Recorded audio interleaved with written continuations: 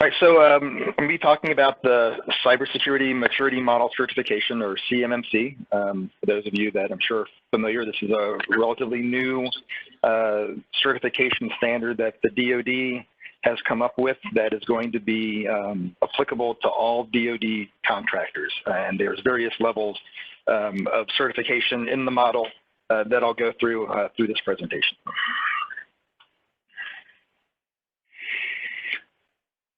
So why are we doing this? Why did DoD decide to do this? You know, at the end of the day, you know, without a secure foundation for their contracting, for the things that we as contractors are delivering to them, whether it's the development of a new application, or weapon systems, or just staff augmentation support, it needs to be done in a secure environment. You know, over the last decade or so in particular, the DoD and its contractors have been under constant attack by adversaries looking to steal intellectual property and other things that can help them. I think in 2016 it was estimated that malicious cyber activity cost the U.S. economy between $57 and $109 billion. That came from the Council of Economic Advisors. So this is a huge problem that the DoD has been dealing with and wants to increase the performance of their contractors in terms of cybersecurity, since we hold a lot of the information related to these contracts.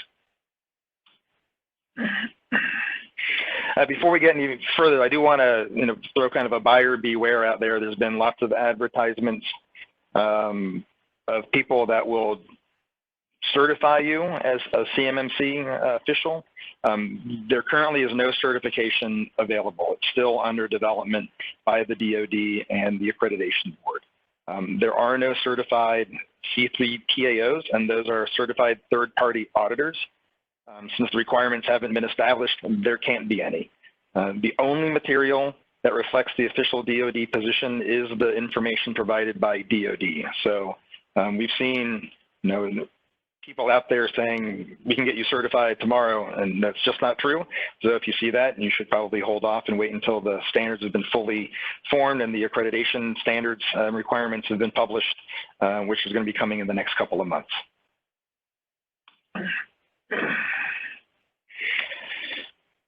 So many people might be familiar with NIST 800-171, which was kind of called the old DFARS requirement. And how does that compare to CMMC? So CMMC really isn't an old standard or an evolution of 800-171. It's a bunch of different standards that they've taken to put together a best practice for what DoD wants to see from a security perspective.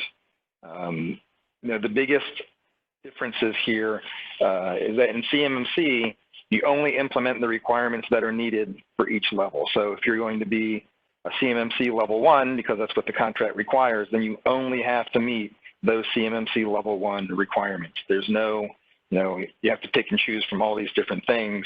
There's just that single requirement that's going to be called out. And then the other part here is that the third-party certification will be required. Under NIST 800-171, contractors could self-attest to their compliance with the standard. With CMMC, your contractors are going to have that third party have to come in and do the audit and provide the certification that they're complying with the appropriate security levels for the contracts that they're working. And this is a huge change for having that third party certification. So here's an overview of what the model looks like. So again, this is a unified cybersecurity standard for future DoD acquisitions. There are 17 total capability domains, and I'll go into those a little bit down the road in a couple of slides, with 43 capabilities. And the capabilities are kind of the high-level categories under those domains. And then there's 5 process maturity levels, everything from just something being performed all the way to mature and just kind of minor changes are being done. And then there's what they call practices. So these practices fall under the capabilities, which fall under the domains. So again, domains at a very high level, and the capabilities are kind of the next level down of requirements. And then those practices are those specific things that you must implement or meet for each CMMC level. And as you can see, at at level 1, there's only 17 practices. And processes are basically, you do them. And we'll go into this a little bit more in a couple of slides. And then each subsequent level builds on level 1. So to be level 2, you have to do the level 1 practices plus all the level 2 practices. And level 3, so forth and so on. So as you can see, in the middle is where the bulk of the practices are. And then once you get back to up to level 5, the highest level, there's only 15 extra practices. But you're already doing quite a bit, 156 practices before you get to level 5. So that's a high-level overview of how the model looks today. So again, from the framework perspective, you have the overall model. The process maturity institutionalizes those processes. And so it's the extent in which an activity has been embedded or ingrained in an operation. So if you're at level 1, the expectation is you don't have a ton of documented processes or any. So that institutional ingrainment of those processes isn't there. As you move up the chain in the levels of certification, then there's obviously a requirement that you're doing things more repeatable or documented. You're doing process improvement. You might be using something like Six Sigma to drive that process improvement in order to maintain the maturity of your program. Plus, you have consistent, repeatable outcomes that are of high quality. And these practices are activities that are performed at each level for each domain. So as I showed before, there's 17 at level 1, going all the way up to, if you're doing a level 5, all 171 practices.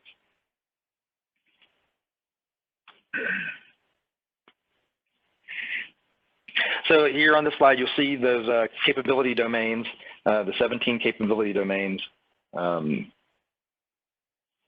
Everything, and these will look probably pretty familiar if you've ever done an NIST 800-171 or an NIST 800-53 framework. A lot of the same controls.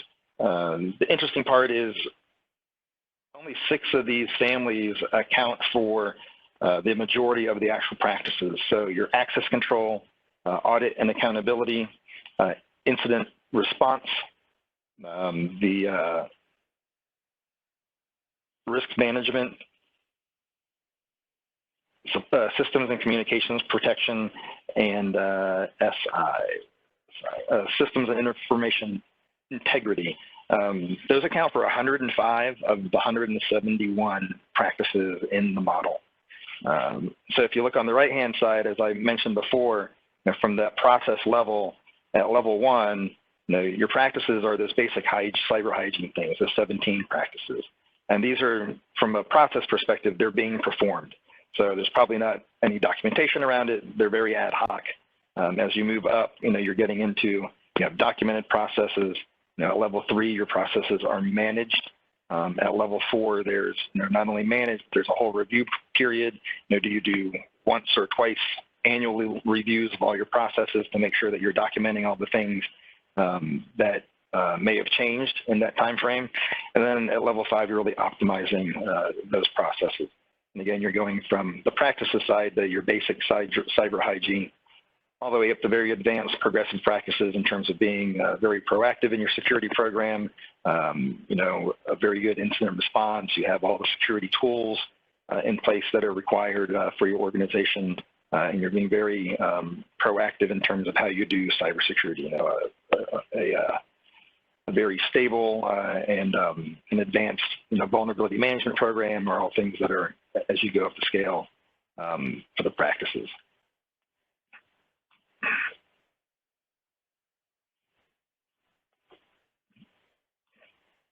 There we go. Oops, did I go too far? There we go. So again, at level 1, these things are performed, so there's really no processes there. These are, again, are things that can be done ad hoc, in an ad hoc manner. You don't have, dedicated teams for doing threat intelligence or incident response. If something happens and you grab a couple of people together and you figure out what you need to do next. At level 2, there are 2 different processes. So each practice is documented, including all the level 1 practices. And then there's a policy that exists to explain what those activities are. Now, at level 3, you have all your practices again are documented, you have those policies, and then there's plans that exist and they're maintained, and everything is resourced that includes all those activities. These things can include training that's needed, other relevant stakeholders. So while you have, IT security, a lot of times your security program is enabled by your IT team. It could also involve your HR team in terms of those policies, even legal to some degree in terms of those policies, and make sure that you have the resourcing and the training needed. When you get to level 4, your processes are reviewed. So that means they're reviewed and measured for effectiveness. And the reviews can be once a year, a couple of times a year, depending on the policies that you have in place that govern your reviews. But they're also looking for the effectiveness. If we're doing patch management, are we really reaching the effectiveness level that we need in order to be secure? If you were at 75% and being able to get it up to 85 or 90%, that's the type of trail they're looking for in terms of the maturity. And then at level 5, you're optimizing your processes. You're in a pretty good state. There's a standardized, documented approach across all the organizational units on how you do security and how you meet these practices. Again, a very high level of maturity. And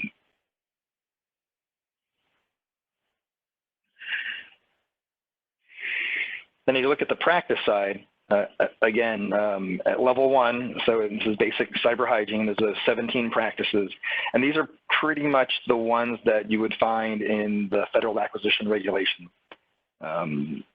They just brought them over. At level 2, there's a total of 17 practices. So not only are you complying with the FAR, but there's also a subset of practices from NIST 800-171, Release 1.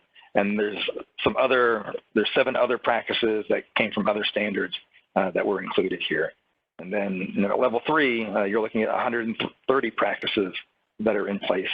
And these include not only those FAR and the 800-171, but another 20 practices that are part of a good cyber hygiene best practices portfolio of other standards. And I'll mention those in a slide or two here on where they come from. And then level 4, 156 different practices, and now you're getting to all those ones before, and then another 15 that demonstrate a really proactive cybersecurity program. Then at level 5, again, everything from level 4 and below, and then another 11 practices on top to demonstrate that you have an advanced cybersecurity program.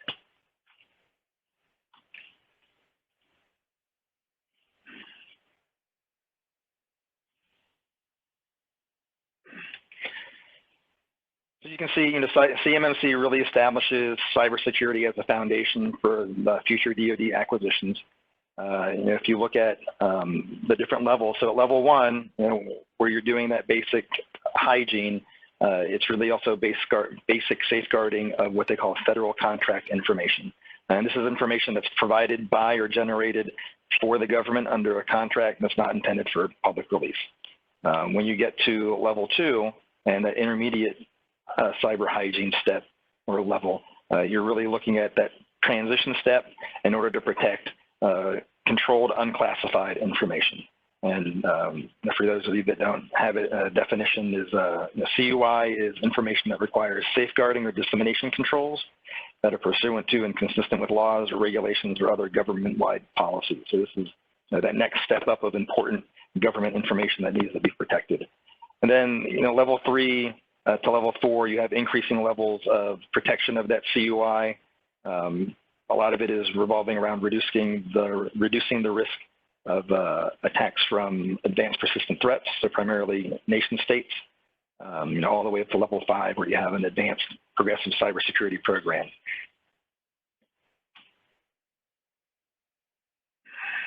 Yep.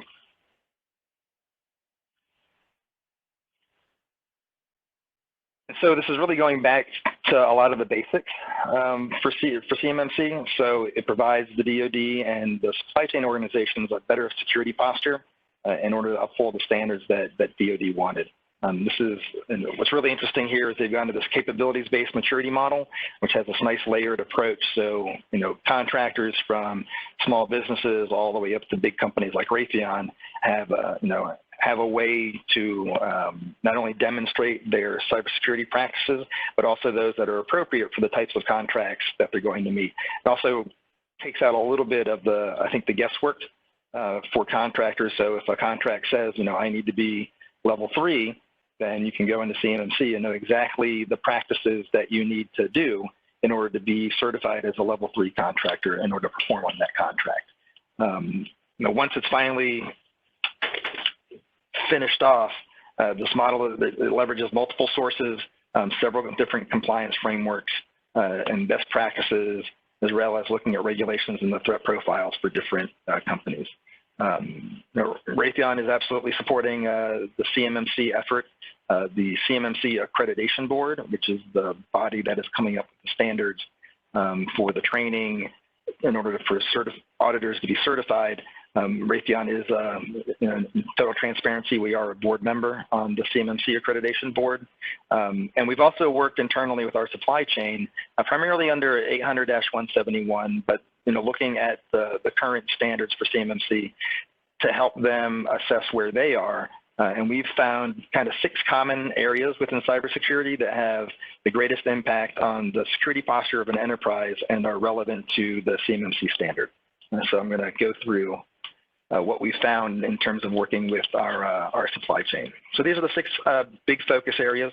These are the areas that when we looked at our suppliers, we found kind of the biggest issues with. So the first focus area is log management, and this is really relevant at the level 2 for CMMC.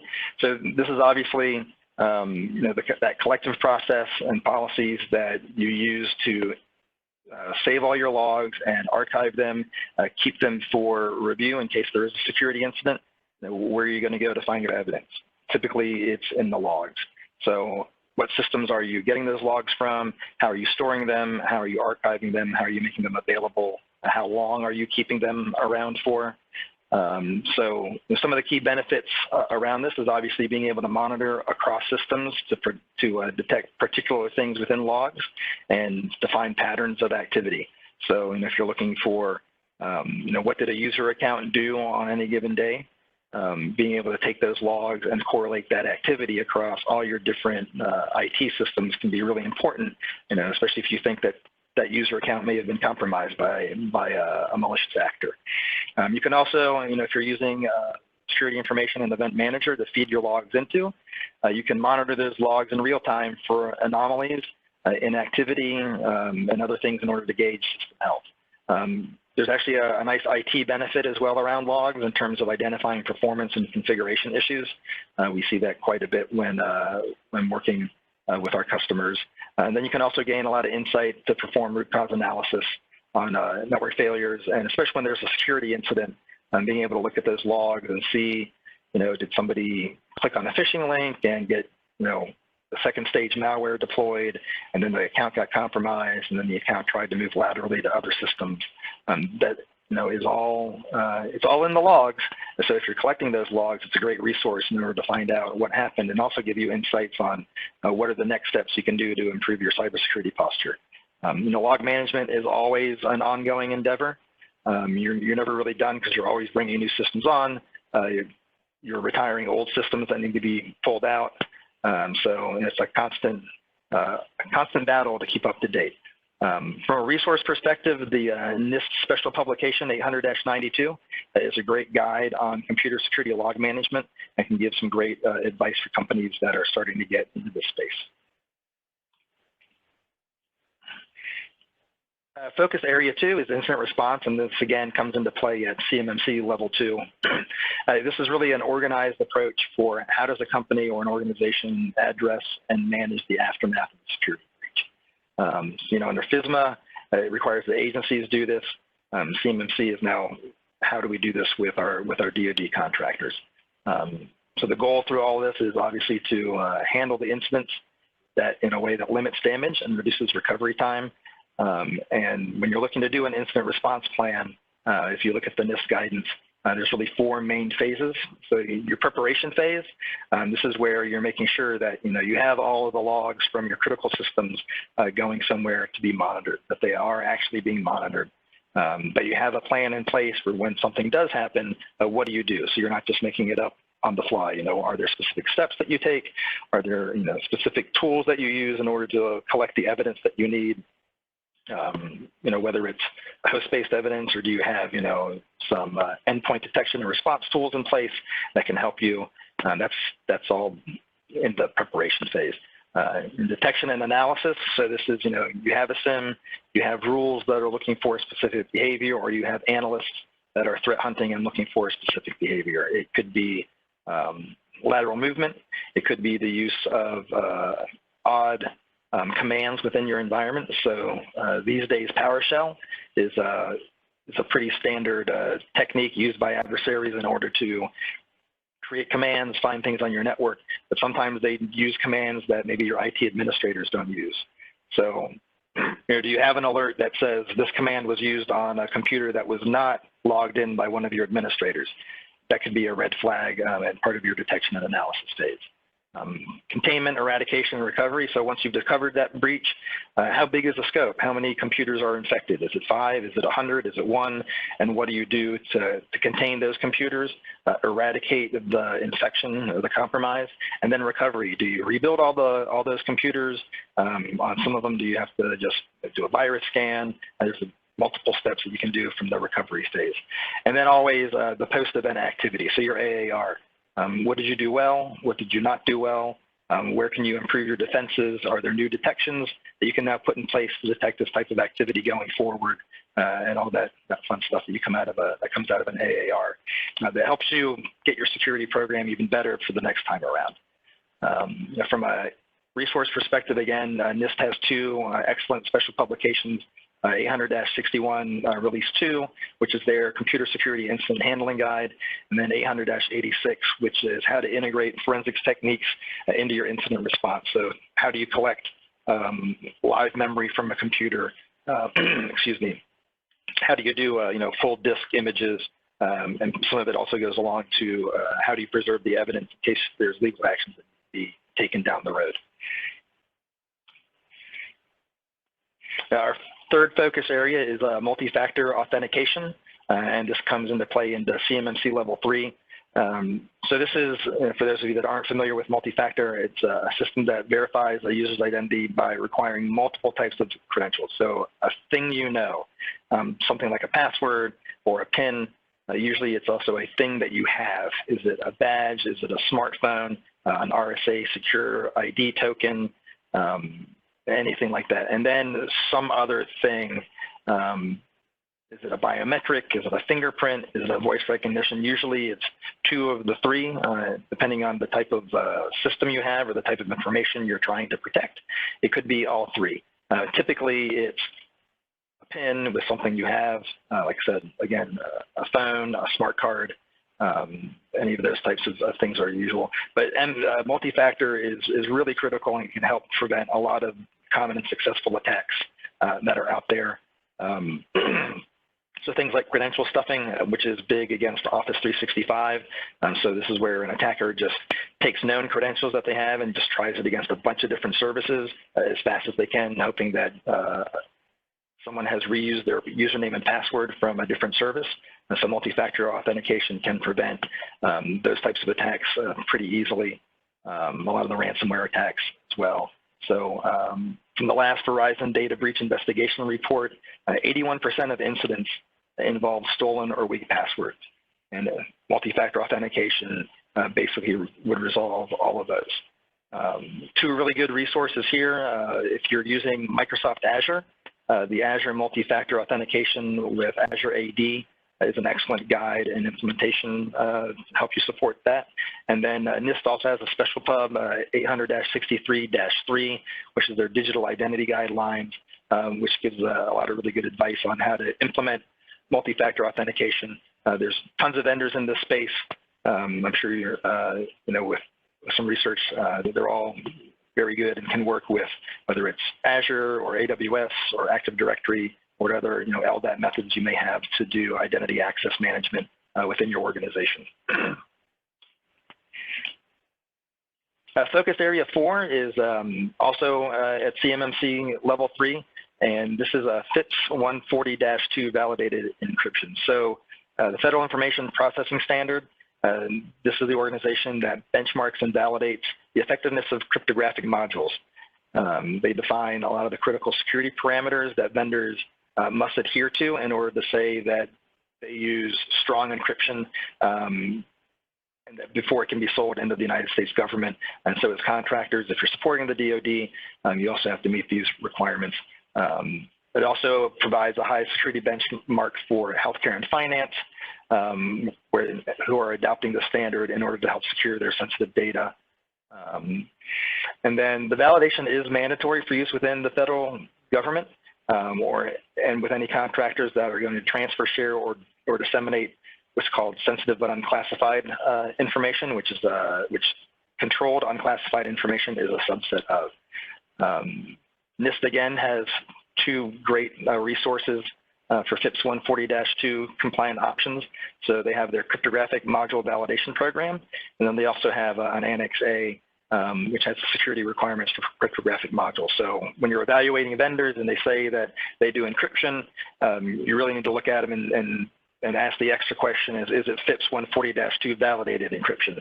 Because if it's not, that means there could be issues and you won't be able to use that in a program that's supporting the DoD.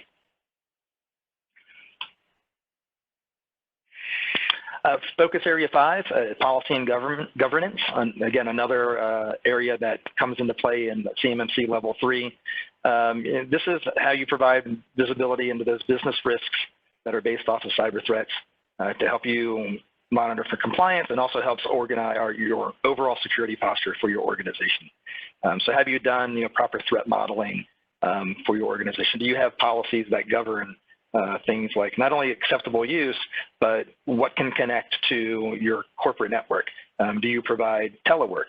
If so, how is that connection controlled? Do you have standards around when somebody stands up a new Windows server? Are there hardening guides that must be followed? Those are all things that can and should be covered under policy and guidance.